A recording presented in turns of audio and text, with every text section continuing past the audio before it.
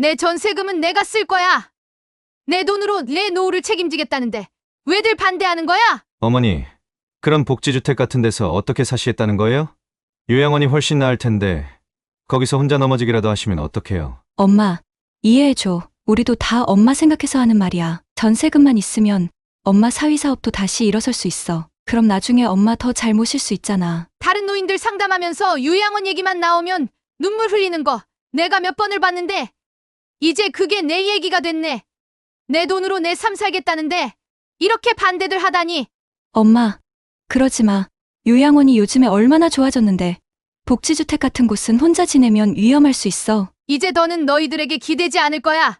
내 인생은 내가 결정해. 72년을 살아오면서 내 결정을 이렇게 무시당해 본 적이 없어. 영상을 시작하기 전에 오른쪽 하단 구독과 좋아요 버튼을 눌러주시면 더 많은 분들께 이런 감동적인 이야기를 전해드릴 수 있습니다.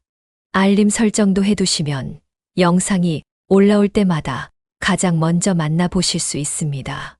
안녕하세요. 저는 올해 72세로 장영자입니다.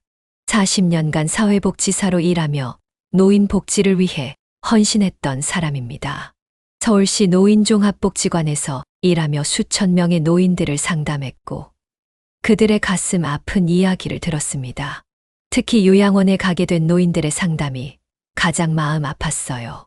장 선생님, 여기 너무 외로워요. 하루 종일 텔레비전만 보고 있어요. 밤에 화장실 가고 싶어도 아무도 안 와요. 기저귀차라고만 해요. 내가 평생 모은 돈은 다 어디로 갔는지. 이런 이야기들을 들으며 저는 늘 다짐했습니다. 나는 절대 그렇게 되지 않을 거야. 내 노후는 내가 지킬 거야. 하지만 현실은 참 냉혹했습니다. 퇴직 후 갑작스럽게 양쪽 무릎 관절 수술과 허리 디스크 수술을 받게 되었어요. 무릎이 너무 아파서 걷기도 힘들었고 허리는 조금만 움직여도 통증이 심했습니다. 화장실 가는 것조차 힘들었어요. 거동이 불편해진 저는 큰아들 집에서 지내게 되었습니다. 처음에는 아들과 며느리가 반갑게 맞아주는 듯 했습니다. 어머니, 수술료 관리가 더 중요하니까 우리 집에서 좀 더 지내세요. 혼자 계시면 위험해요. 그렇게 말하는 아들의 진심을 믿었어요. 하지만 어느 날 부엌에서 며느리가 전화하는 소리가 들렸습니다. 어머님을 위한 요양원을 알아보고 있어요. 더 이상 집에서 모시기가 힘들어요. 남편도 이제 동의했어요. 그 말을 들은 순간 온몸에 한기가 돌았습니다. 요양원. 평생 노인복지사로 일하며 상담했던 노인들의 눈물 어린 고백들이 머릿속을 스쳐 지나갔어요. 내가 그렇게 될 줄은 몰랐는데. 40년 동안 노인복지 상담하면서 들었던 그 이야기들이 이제 내 현실이 되다니. 저는 아무 일 없는 척 지냈지만 마음속으로는 이미 이곳을 떠날 준비를 하고 있었습니다. 며느리의 차가운 시선과 말투가 날이 갈수록 더 견디기 힘들어졌어요. 식사 시간이 가장 괴로웠습니다. 모두 함께 식탁에 앉아 있지만 저는 마치 투명인간이 된 것처럼 느껴졌어요. 어머님, 식사하시고 약도 드셔야죠. 아, 맛이 없으세요? 죄송해요. 저희 입맛에 맞춰서 했더니 다음부터는 싱겁게 해드릴게요. 며느리의 말투는 공손했지만 그 안에 숨겨진 불만이 느껴졌습니다. 밤에는 자다가 화장실 가고 싶어도 눈치가 보였어요. 한 번은 혼자 가려다 넘어져서 큰 소리가 났는데 아들과 며느리가 달려와서 걱정하는 척했지만 눈빛은 달랐습니다. 이래서 요양원이 필요하다고 말하는 듯한 눈빛이었어요. 어느 날 저는 딸에게 전화를 걸었습니다. 강희야, 엄마가 좀 너희 집에 가서 지낼 수 있을까? 너희 집은 아파트라 화장실도 가깝고 좋을 것 같아서. 엄마, 갑자기 왜 그래? 무슨 일 있어? 오빠네 집이 더 넓잖아. 우리 집은 방도 하나 모자라. 엄마가 좀 눈치 보여서 그래. 네 오빠네는 아무래도 내가 불편하게 하는 것 같아서. 아, 그런 일이 있었구나. 알았어, 일단 와봐. 우리 집도 좁아서 오래 있기 힘들 거야. 애들 방은 비좁고 거실 소파에서 자라는 건 허리 아픈 환자한테 말도 안 되고. 딸의 망설임이 느껴졌지만 어쩔 수 없이 그녀의 집으로 옮겨갔습니다. 하지만 이곳에서의 상황도 크게 다르지 않았어요. 오히려 더 위태로운 느낌이었습니다. 집이 좁다 보니 제가 차지하는 공간이 더 부담스러워 보였거든요. 엄마, 이거 이따가 먹어. 조금 이따 우리 나가야 해서 문 잠그고 가려고. 열쇠는? 엄마 혹시 밖에 나갈 일 있어? 아니, 어디 갈 데도 없어. 그냥 텔레비전이나 보게. 알았어. 냉장고에 과일 있으니까 드시고. 저녁엔 내가 뭐 사올게. 오늘은 좀 늦을 거니까 엄마 먼저 자. 저는 하루 종일 텔레비전만 보며 시간을 보냈습니다. 방은 사위가 쓰는 서재에 간이 침대를 놓아 만들어진 곳이었어요. 사위의 책과 물건들 사이에 놓인 침대에서 저는 이방인 같은 느낌을 받았습니다. 딸과 사위가 출근하고 나면 집은 너무 조용했어요. 걷기도 힘들어서 밖에 나가기도 쉽지 않았습니다. 식사 시간도 어색했습니다. 손주들은 저를 의식해서인지 평소보다 조용히 밥을 먹었고 사위는 간간히 형식적인 질문만 던졌어요. 어머님, 오늘 좀 어떠셨어요? 불편한 건 없으셨어요? 응, 괜찮았어. 그냥 집에서 쉬는데 뭐. 그러셨구나. 내일은 우리 애들 학원 가는 날이라 집이 좀 시끄러울 수 있어요. 어머님 미리 양해 부탁드려요. 어느 날 밤 딸과 사위는 제가 잠들었다 생각하고 나눈 대화가 제 귀에 들어왔습니다. 여보, 장모님 언제까지 여기 계실 생각이시래? 우리도 공간이 좁은데. 나도 모르겠어. 오빠네도 힘들다 하고. 엄마 전세금으로 요양원에 모시는 게 어떨까 싶어. 그게 좋겠네. 장모님도 전문적인 케어를 받으실 수 있잖아. 근데 전세금이 얼마나 되시는데? 2억 정도? 요양원 비용 내고 남는 돈으로 우리 남편 사업 자금 좀 대줄까? 그거 좋은 생각이네. 내가 지금 자금이 좀 필요한데. 그 순간 제 심장이 쿵 내려앉는 느낌이었습니다. 자식들이 나를 요양원에 보내고 내 돈을 사용하려는 계획을 세우고 있었어요. 평생 모은 돈, 내 노후를 위한 돈인데. 다음 날 아침 저는 결심했습니다. 강희야, 내 집으로 돌아갈 거야. 엄마, 갑자기 왜? 엄마 혼자 지내기 힘들 텐데. 괜찮아. 엄마가 알아서 할게. 엄마, 그러지 말고 사실 오빠랑 나랑 얘기해봤는데 엄마 요양원 좋은데 알아봤어. 어때? 요양원? 응. 엄마 무릎도 안 좋고 허리도 아프니까 전문적으로 돌봐주는 게 좋을 것 같아서. 내가 40년 동안 노인복지사로 일하면서 요양원에서 얼마나 많은 노인들이 우는지 봐왔는데 네가 날 거기로 보내겠다고? 이때 큰아들이 전화로 합세했습니다. 엄마, 우리끼리 다 얘기했어요. 엄마 혼자 살기 힘드실 거예요. 요양원이 제일 나으실 거예요. 너희들 다 내 돈이 탐나서 그러는 거지? 내가 죽으면 그 돈이 너희 것이 될 텐데. 왜 이렇게 급해? 조금만 더 기다리면 내가 알아서 죽을 텐데. 엄마, 무슨 말을 그렇게 해. 우리는 엄마 걱정해서 그러는 거야. 내가 40년 동안 노인복지사로 일하면서 얼마나 많은 노인들이 우는지 봐왔는데 날 거기로 보내겠다고? 너희가 그렇게 바쁘고 힘들면 그냥 내가 나갈게. 내 전세금으로 요양원 보내고 남은 돈은 너희가 쓰고 싶은 거지? 어제 너희 얘기 다 들었어? 딸의 얼굴이 창백해졌습니다. 그녀는 말을 잇지 못하고 어쩔 줄 몰라 했어요. 엄마, 그게 우리가 엄마 생각해서. 됐어. 더 이상 변명하지 마. 내 짐 챙겼으니 택시 좀 불러줘. 결국 저는 제 집으로 돌아왔습니다. 집은 오랫동안 비어 있어서 먼지가 쌓이고 냉기가 돌았지만 그래도 제 집이었습니다. 하지만 혼자서 생활하기에는 너무 힘들었어요. 무릎과 허리 통증으로 움직이기가 쉽지 않았고 장을 보거나 집안일을 하는 것도 큰 부담이었습니다. 간병인이라도 구해볼까 인터넷으로 검색해보니 24시간 간병인 비용이 하루 15만 원, 제 연금은 월 180만 원인데 한 달이면 450만 원이 필요했습니다. 도저히 감당할 수 없는 금액이었어요. 게다가 간병인들이 자주 바뀌는 문제도 있었습니다. 첫 번째 간병인은 이틀 만에 그만두었고 두 번째 간병인은 갑자기 연락이 안 되어 제 시간에 오지 않았어요. 장 선생님, 그냥 요양원을 가보시는 게 어떨까요? 비용도 건강보험이 적용돼서 더 저렴할 거예요.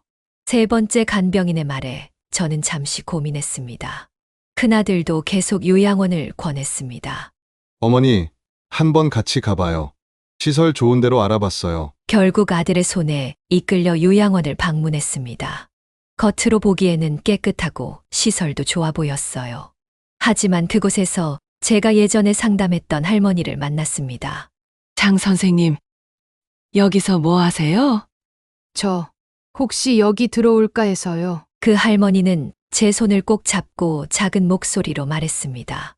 장 선생님, 제발 여기 오지 마세요. 밤에는 아무도 안 오고 약 먹고 그냥 자라고만 해요. 움직이면 화내고. 그 말을 들은 저는 결국 요양원 입소를 거부했습니다. 어머니, 왜 갑자기 마음을 바꾸는 거예요? 여긴 정말 좋은 곳이라고요. 안 갈 거야. 내가 상담했던 노인들이 다 그랬어. 겉으로는 좋아 보여도 실상은 다르다고. 그럼 어머니는 어떻게 하실 건데요? 혼자 못 사시잖아요. 내가 알아서 할게. 집으로 돌아온 후 저는 해결책을 찾기 위해 고민했습니다.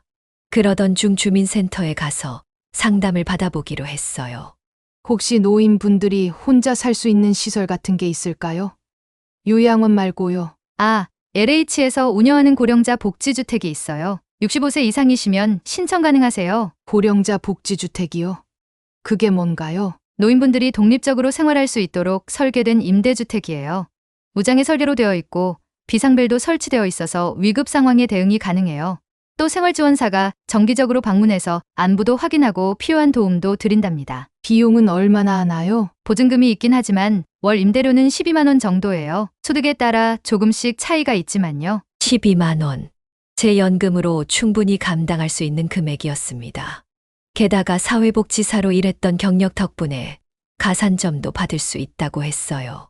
어디에 신청하면 되나요? LH 홈페이지나 주민센터에서 신청하실 수 있어요. 다음 달에 입주자 모집이 있을 예정이니 서둘러 준비하시는 게 좋을 거예요. 희망이 보이기 시작했습니다. 집으로 돌아와 LH 고령자 복지주택에 대해 더 자세히 알아봤어요. 넓진 않지만 혼자 살기에는 충분한 크기였고, 문턱이 없고 화장실에 안전바가 설치되어 있어 거동이 불편한 노인들을 위한 설계였습니다. 그리고 무엇보다 중요한 것은 저 혼자서도 독립적으로 살 수 있다는 점이었습니다. 바로 신청서를 작성했어요. 다행히 사회복지사 경력 덕분에 가산점이 높아 입주 가능성이 컸습니다. 일주일 후 기쁜 소식이 왔어요. 제가 복지주택 입주 대상자로 선정되었다는 통보였습니다. 월 임대료 12만 원에 보증금 1천만 원, 제 전세금 5천만 원으로 충분히 감당할 수 있는 금액이었어요. 이 소식을 자식들에게 알렸더니 예상대로 반대가 심했습니다. 특히 전세금 문제 때문에요. 엄마, 그런데 가면 안 돼요. 위험해요. 옆집에 누가 사는지도 모르는데. 엄마, 그렇게 결정하기 전에 우리랑 상의 좀 하지. 그럼 내가 어디서 살았으면 좋겠는데? 너희 집에서는 부담스럽다면서. 요양원은 내가 안 가겠다는데. 큰아들이 본심을 드러냈습니다. 엄마 전 세금으로 우리 딸 대학 등록금을 좀 대주셨으면 해서요. 대출을 받으려고 했는데 이자가 너무 비싸서요. 딸도 가세했습니다. 엄마, 내가 얘기 못했는데 남편이 사업이 잘 안 돼서 빚이 좀 있어. 엄마 전세금으로 좀 갚았으면 하는데. 그래서 나보고 전세금 다 써서 요양원 가라는 거였어? 내 돈으로 너희 문제 해결하라고? 아니야, 엄마. 그냥 요양원이 엄마한테 더 좋을 것 같아서. 됐어. 내가 평생 모은 돈인데 내 노후는 내가 책임질게. 이제 너희들에게 기대지 않을 거야. 결국 저는 복지주택으로 이사를 결정했습니다. 전세금 2억 원 중 보증금으로 1천만 원을 사용하고 나머지는 제 노후 자금으로 은행에 예금했습니다. 자식들은 마지막까지 반대했지만 제 결심은 확고했습니다. 이사 당일 자식들은 아무도 오지 않았습니다. 그래도 괜찮았어요. 복지주택에서 이사 지원 서비스를 제공해 주었거든요. 새로운 집은 8평 정도로 작았지만 제게는 충분했습니다. 무엇보다 제 공간이라는 점이 좋았어요. 처음 며칠은 낯설고 외로웠지만 곧 이웃들과 인사를 나누기 시작했습니다. 같은 처지의 노인들이 많아서 금방 친구가 되었어요. 저는 박순자라고 해요. 옆집에 살아요. 혹시 내일 같이 단지 내 체조 교실에 가실래요? 체조 교실이요? 재미있겠네요. 같이 가요. 단지 내에는 노인들을 위한 다양한 프로그램이 있었습니다. 체조 교실, 노래 교실, 미술 수업 등. 저는 체조 교실에 다니기 시작했고, 무릎 운동을 꾸준히 하면서 상태가 조금씩 나아졌어요. 또한 제 40년 경력을 살려 단지 내 상담 봉사 활동도 시작했습니다. 요양원에 가기 싫어하는 주민들에게 다른 선택지가 있다는 것을 알려주고 필요한 정보를 공유했어요. 이렇게 6개월이 지났을 때 큰 변화가 있었습니다. 꾸준한 운동 덕분에 무릎 상태가 많이 좋아져서 지팡이만으로도 걸을 수 있게 되었어요. 허리 통증도 줄어들었고요. 그리고 자식들이 조금씩 연락을 해오기 시작했습니다. 처음에는 어색했지만 점차 관계가 회복되어 갔어요. 어머니, 잘 지내세요? 제가 너무 이기적이었네요. 용서해 주세요. 괜찮아. 너희도 각자 사정이 있었겠지. 엄마는 여기서 잘 지내고 있어. 이제 자식들이 한 달에 한두 번씩 방문하고 있습니다. 처음 왔을 때 그들의 놀란 표정이 아직도 생각납니다. 어머니, 여기 생각보다 괜찮네요. 깨끗하고 안전하고. 그래. 여기 시설 좋지?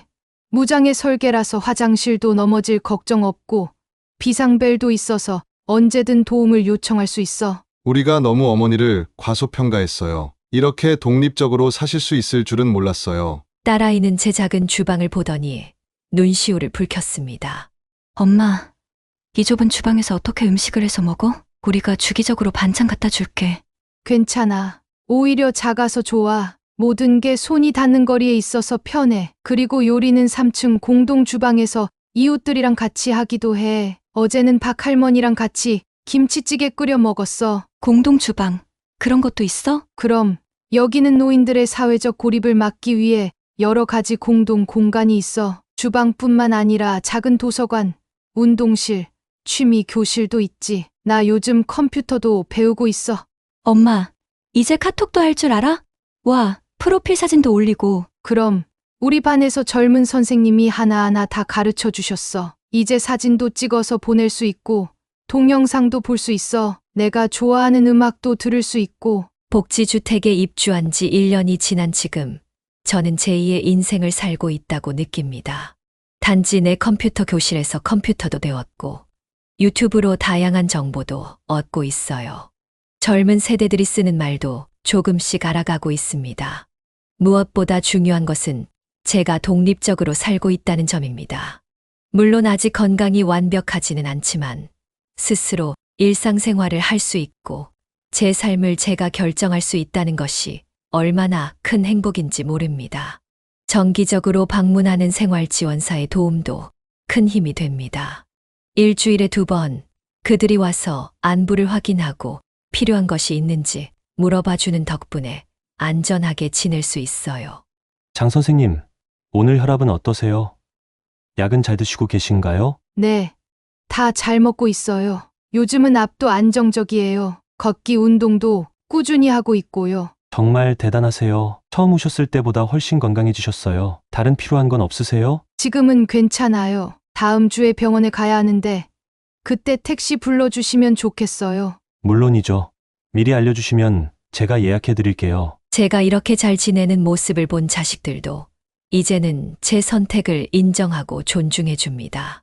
오히려 그들이 저에게 조언을 구하기도 해요.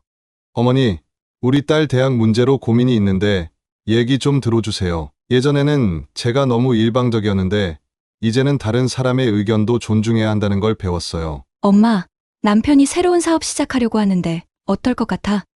예전에 내가 너무 쉽게 결정했다가 실패했거든. 이번엔 신중하게 생각해 보려고요. 가족 관계도 훨씬 건강해졌습니다. 더 이상 돈 문제로 갈등하지 않고 서로를 존중하는 관계가 되었어요. 손주들도 이제는 정기적으로 저를 찾아와 함께 시간을 보냅니다. 할머니, 저 학교에서 나의 롤모델 발표를 해야 하는데 할머니에 대해 발표해도 될까요? 할머니처럼 독립적이고 강인한 노인이 되고 싶어요. 이런 말을 들으면 가슴이 뭉클해집니다. 제 선택이 결국은 저뿐만 아니라 가족 모두에게 좋은 영향을 미쳤다는 생각이 들어요. 저는 이제 제 경험을 다른 노인들과 나누고 싶습니다. 요양원만이 유일한 선택지가 아니라는 것. 노인도 독립적으로 살 수 있다는 것. 그리고 무엇보다 자신의 노후는 스스로 결정할 수 있다는 것을 알려주고 싶어요. 제 이야기가 비슷한 상황에 처한 다른 노인분들에게 도움이 되었으면 합니다.